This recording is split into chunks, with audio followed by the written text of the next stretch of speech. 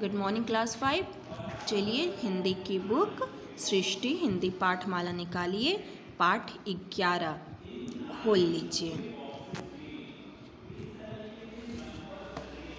पाठ 11 है मेहनत का फल। यानी जैसा मेहनत करेंगे, कठिन से कठिन मेहनत करेंगे तो हमें बहुत अच्छा फल मिलेगा। तो मेहनत का फल, परिश्रम ही सफलता की कुंजी है। आओ पढ़े।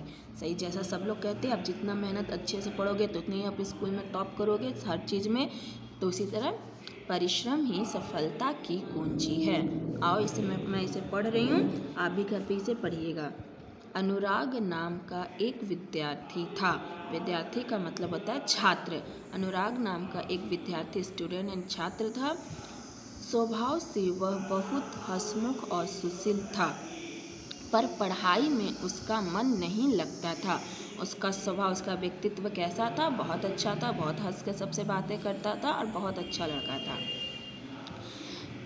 पर उसका पढ़ने में मन नहीं लगता था। सब उसे मंदबुद्धि कहते थे। मंदबुद्धि का मतलब कम बुद्धि वाला यानी उसे सब कमज़ोर समझते थे, कम बुद्धि वाला समझते थे। पढ़ाई में ध्यान न लगा पाने के कारण वह कक्षा में हमेशा पिछड़ा रहता था। अगर आप पढ़ाई नहीं करोगे, पढ़ाई नहीं कर पाता था, पढ़ाई में उसका मन नहीं लगता था, जिसकी वजह से वो कक्षा में हमेशा पीछे रहता था, सबसे सारे बच्चों से पीछे रहता था। बड़ी मुश्किल से वह सातवीं कक्षा में पहुंचा था। बहुत मुश्किल से, बहुत मेहनत करने के बाद वो किस क्लास में पहुंचा था, किस कक्षा में पहुंचा था? 7वीं कक्षा में। बेटे की मंदबुद्धि के कारण उसके माता पिता निराश और चिंतित रहते। निराशा का मतलब होता है उदास और चिंतित का मतलब होता है परेशान। यानी कि उसके मंदबुद्धि यानी उसके कम बुद्धि होने की वजह से उसके माता पिता हमेशा उदास रहते थे और चिंता करते थे। उनको अपने पुत्र से बहुत अपेक्षा थी कि वह पढ़ लिख कर बड़ा आदमी बने। अपेक्षा का मतलब होता है आशा। उसे अपने बेटे से बहुत आशा थी कि पढ़ लिख कर बहुत आगे जाए, बहुत आगे बढ़े, बहुत बड़ा आदमी बने। कक्षा में जब शिक्षक पढ़ा रहे होते थे तो अनुराग का ध्यान इधर उधर होता था। जैसे आप लोग भी है ना, आप लोग टीचर कक्षा में पढ़ाती हैं तो आपका भी ध्यान इधर उधर रहता है। उसी तरह अनुराग का भी जब कक्षा में उनकी टीचर पढ़ाती, उनकी अध्यापिका पढ़ा रही होती हैं तो उनका ध्यान इधर उधर लगा रहता था। वह शिक्षक की बातें नहीं सुनता था। यदि कुछ पढ़ता भी था तो उसे कुछ याद नहीं रहता था। यदि कुछ उसे पढ़ता भी था तो उसे कुछ याद नहीं रहता था। परिणाम मतलब नतीजा यह हुआ कि उस वर्ष भी वह अपनी कक्षा में बुरी तरह फेल हो गया। अगर वह पढ़ने में ध्यान नहीं देता था, कुछ पढ़ता था तो उसको याद नहीं रहता था, जिसके कारण परिणाम नतीजा यह हुआ कि वह 7वीं कक्षा में बहुत बुरी तरह फेल हो गया। अगर आप भी अच्छे से नहीं पढ़ोगे तो अभी तो फेल हो गए ना, तो इसी तरह अनुराग भी क्या हो गया? फेल हो गया। वह बहुत निराश हो गया। वो फेल हो गया तो अपने आप से क्या हो गया? बहुत निराश हो गया। इस असफलता से निराश होकर वह गांव से बाहर जंगल में चल पड़ा।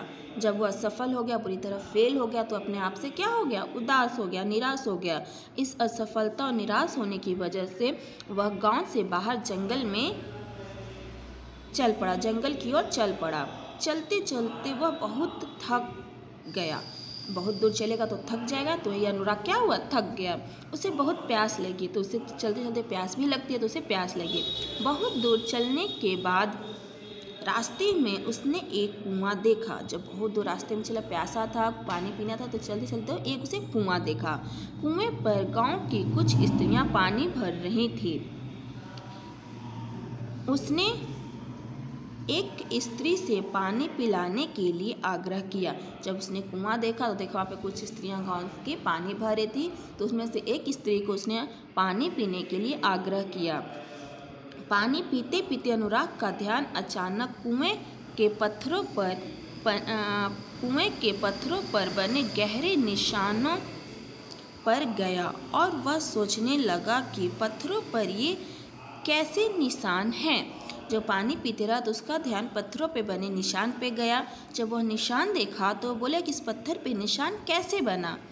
उसने उस स्त्री से उन निशानों के बनने का कारण पूछा। तो उसने जो स्त्री उसे पानी पिला रही थी उससे उस निशान के बनने का कारण पूछा कि क्या वजह है।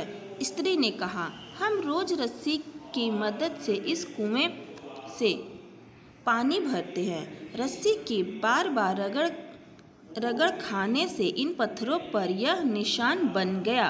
तो उस स्त्री ने बताया कि हम जब रोज़ पानी भरते हैं, पानी इस रस्सी से सहारे खींचते हैं कुएं से, तो इस रस्सी का जो निशान हो रहा है वही उस कुएं पे पड़ गया।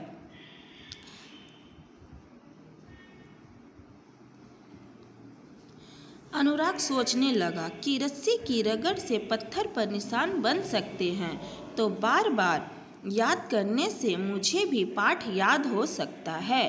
तो अनुराग ने क्या सोचा कि अगर एक ही कार्य करने से बार बार रस्सी खींचने से अगर पत्थर पे निशान पड़ जाता है, तो अगर हम भी अपना पाठ रोज़ याद करें तो हमें भी याद हो सकता है।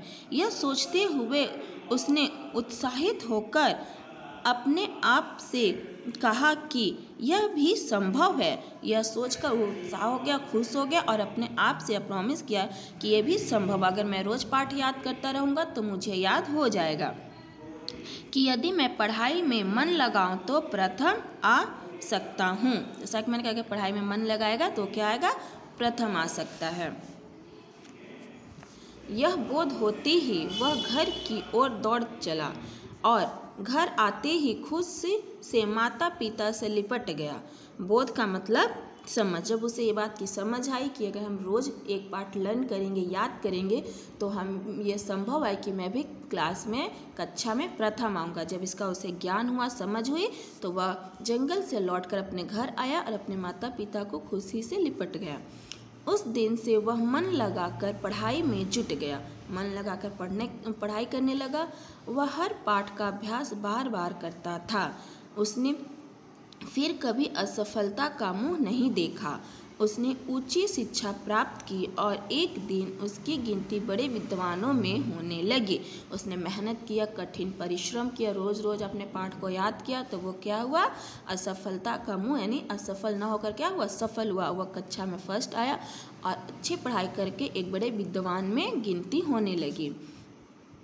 करत करत अभ्यास के जड़मती होत सुजान, रस्सी आवत जात ते सिल पर परत निशान। यानी करत करत अभ्यास, अगर आप अभ्यास करते रहोगे, मेहनत करोगे, जड़ आपका क्या होगा, मजबूत होता रहेगा। रस्सी आवत जात ते सिल पर परत निशान, रस्सी आते जाते रहेंगे, सिल पर निशान पड़ते रहेंगे। लेकिन अगर आप मेहनत करोगे, अभ्यास हमेशा करोगे, कठिन मेहनत करोगे, तो आपको सफलता जरूर मिलेगी। शिक्षा, लगन और मेहनत से असंभव काम भी संभव हो जाता है। तो ये मेहनत का फल का है, जो मैंने आपको एक छोटी सी कहानी थी, मैंने आपको पढ़ाया। बहुत अच्छी कहानी है, आप ज़रूर पढ़िएगा और इसका जो अर्थ दिया है वो ज़रूर समझिएगा। लगन और मेहनत से असंभव काम भी संभव हो जाता है। बहुत अच्छी बात लिखी हुई है, इसे आप लर्न कीजिएगा। अब आइए इसके शब्द अर्थ पे आप अपनी कॉपी में पाठ का नाम डालेंगे और फिर शब्द अर्थ, निराशा, उदास, मंदबुद्धि, कम बुद्धि वाला, चिंतित, परेशान, अपेक्षा, आशा, परिणाम, नतीजा, बोध, समझते। प्रश्न उत्तर अपनी कॉपी शब्द अर्थ अपनी कॉपी में लिखिएगा, इसे लर्न कीजिएगा। अब हम नेक्स्ट क्लास में मिलेंगे नेक्स्ट वीडियो के साथ। बाय बच्चों।